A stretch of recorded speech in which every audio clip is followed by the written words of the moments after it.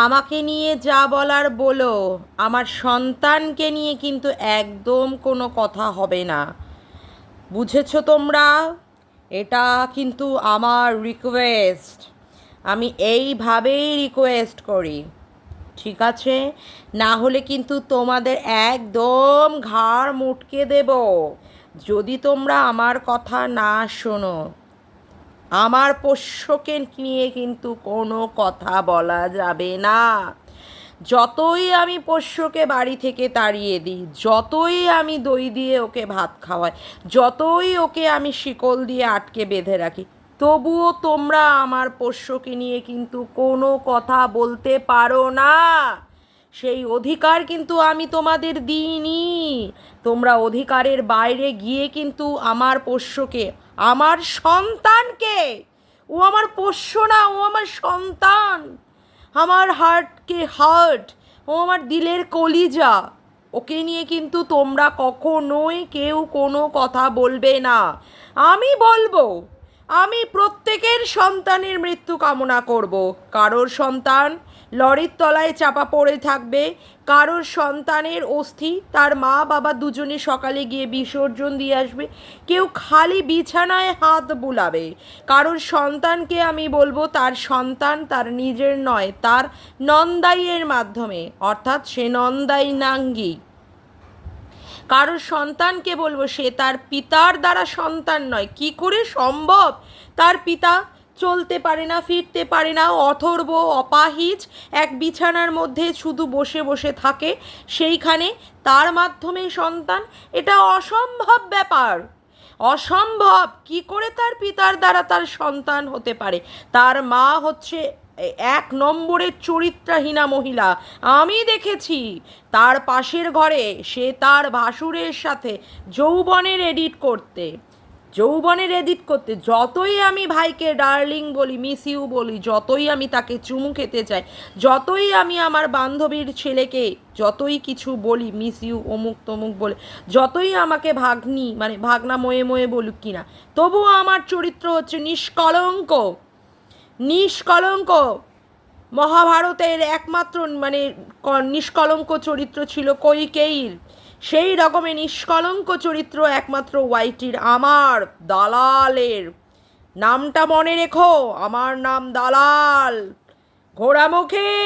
সেই নামটা কিন্তু তোমরা ভুলে যেও না। বারংবার তোমরা অ্যাটাক করছো আমার পোষ্যর দিকে। যতই আমি বলেছি, বলেই থাকতে পারি পোষ্যের কামড়ে আমার মৃত্যুর ভয় আছে, তোমরা সেটাকে নিয়ে খিল্লি করছো। তোমাদের এত বড় সাহস! হ্যাঁ, এত বড় সাহস! যতই আমরা প্রি প্ল্যান করি না কেন পোষ্যকে বাড়ি থেকে তাড়াবো, তাই বলে কি আমার পোষ্যের প্রতি আমার ভালোবাসা কি তোমরা মাপতে পারবে? কতটা ভালোবাসি আমি ওকে, বুক দিয়ে ওকে আমি আগলে রাখি, এতটুকু নখের আঁচড় পর্যন্ত ওর দিকে আমি দিতে দিই না। সেই পোষ্যকে নিয়ে তোমরা আজকে এইভাবে কাটাছেড়া করছো। একজন বলছে পোষ্যকে আমি দুধ ভাত খাওয়াই। হ্যাঁ, আমি দুধ ভাত তো খাওয়াই, দুধ ভাতটাই তো আমি খাওয়াই। যতই আমি মাংস কিনে আনি, যতই কিনা আমি দেখাই যে আমি পোষ্যের জন্য মাংস কিনে এনেছি, কিন্তু আমি তো পোষ্যকে মাংস খাওয়াই না, আমি দুধ ভাতই খাওয়াই। তাতে সমস্যাটা কোথায় তোমাদের? হ্যাঁ, ওই এক সীমা সারা সময় বসে আমার পিছনে লেগে লেগে থাকে, আমাকে বলে, আমার বরটাকে বলে ভেরু, আমাকে বলে ঘোড়ামুখী। হ্যাঁ, তারপরে এখন আমার পোষ্যের দিকেও নজর।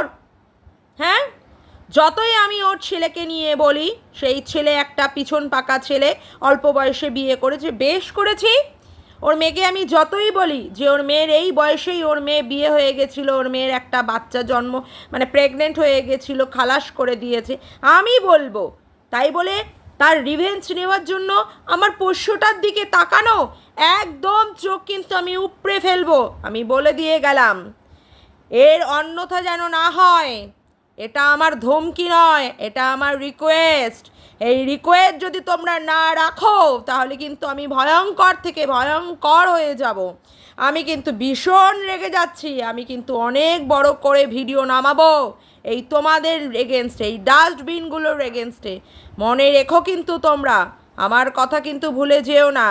আর যাই হোক, আমার পোষ্যকে নিয়ে কিন্তু কখনোই তোমরা বলতে পারো না। হ্যালো বন্ধুরা, কেমন আছো তোমরা সবাই? আশা করি তোমরা সবাই ভালো আছো, আমিও খুব ভালো আছি। মামনের মনের কথাতে তোমাদের সকলকে সুস্বাগতম। আজকে আমি ভিডিও দেবো নাই ভাবছিলাম, কারণ একটু শরীরটা একটু ভালো লাগছিল না। যাই হোক, তারপরে ভাবলাম না, একটা বিশাল বড় একটা পয়েন্ট পাওয়া গেছে, নাকি সন্তান। মানুষের পেট ফেড়ে জন্ম দেওয়া সন্তানের থেকেও পোষ্য এখন অনেক বড় সন্তান। যেই মাগুলো সন্তান জন্ম দেয় 10 দিন 10 মাস পেটে ধারণ করে, যারা সন্তানকে জন্ম দিয়ে থাকে, সেই সন্তানগুলোর অবলীলাক্রমে তার মৃত্যু কামনা করেছে, অবলীলাক্রমে তাদের নিয়ে টানা হ্যাচড়া করেছে, তাদের পিতৃত্ব তাদের মাতৃত্বের পরিচয় জিজ্ঞাসা করেছে। সেই সমস্ত সন্তানগুলো আর সন্তান ছিল না।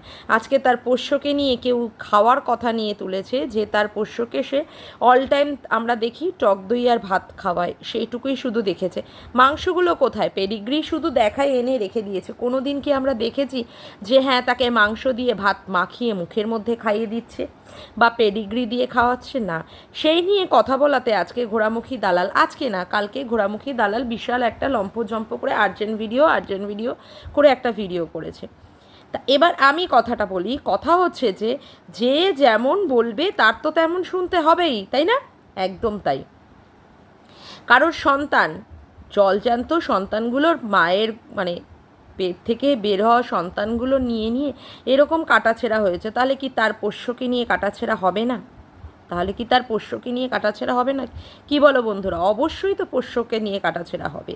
যেমন কর্ম তেমন ফল। আর সে পোষ্যটাকে বাড়ি থেকে বিদায় করার জন্য কেমন করে জ্যোতিষীর হাত ধরেছিল, কেমন করে জ্যোতিষীর মিথ্যা ছলনা করেছিল, যে জ্যোতিষী নাকি বলেছে পোষ্যের কামড়ে তার মৃত্যু আছে, সেই জন্য পোষ্যটাকে নাকি তাকে বাড়ি থেকে বার করে দিতে হবে।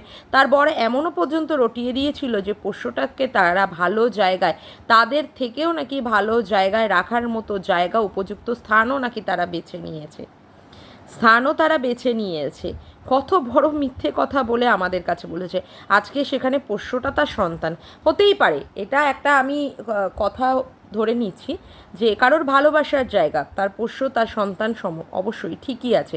কিন্তু কেউ যদি কারোর মায়ের সন্তানদের মৃত্যু কামনা করে, বারংবার তাদেরকে এর তলায় চাপা পড়া, ওর তলায় চাপা পড়া, কারোর সন্তানদের মানে ছাইভস্য জলে ভাসিয়ে দেওয়ার মতো এই ধরনের যদি ভয়ঙ্কর থেকে ভয়ঙ্কর যদি কেউ ভিডিও করে বলে, তারপরেও হচ্ছে তাদের সন্তানদের নিয়ে কারোর পিতৃত্ব কারোর মাতৃত্ব যদি পরিচয় টানা হয়, তাহলে কি কারোর পোষ্যকে টানা কি খুব কি অন্যায় বা খুব কি অপরাধের বিষয় হয়েছে? না তো।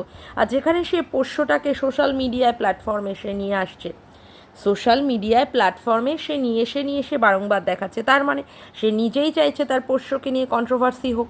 আর নিজে তাই তো দেখি যে পোষ্যটাকে গলার মধ্যে চেন দিয়ে আটকে রেখে দিয়েছে, বা যেতে দেয় না, অমুক করতে দেয় না। সেখানে পোষ্যটাকে নিয়ে কথা হবে বা পোষ্যটা আলোচিত হবে, এটাই তো স্বাভাবিক কথা। তবে সে যা কর্ম করবে তার কর্মের জন্য তো তাকে বলতেই হবে, তাকে শুনতেই হবে। তাই নিয়ে অত লম্ফঝম্প করে কোনো লাভ নেই, কেমন? যাকগে, আজকের মতো ভিডিওটা আমি এখানেই শেষ করলাম। আমার ভিডিওটা যদি তোমাদের ভালো লেগে থাকে তবে অবশ্যই একটি লাইক করো, কমেন্ট করো, শেয়ার করো, আর চ্যানেলটিকে বেশি বেশি করে সাবস্ক্রাইব করে রেখো, আর অল নোটিফিকেশান বেলটিকে অন করে রেখো এরকম নতুন নতুন ভিডিও পাওয়ার জন্য। আজকের মতো আসি বন্ধুরা, আবার দেখা হচ্ছে একটা নতুন ভিডিওতে। Bye, tata.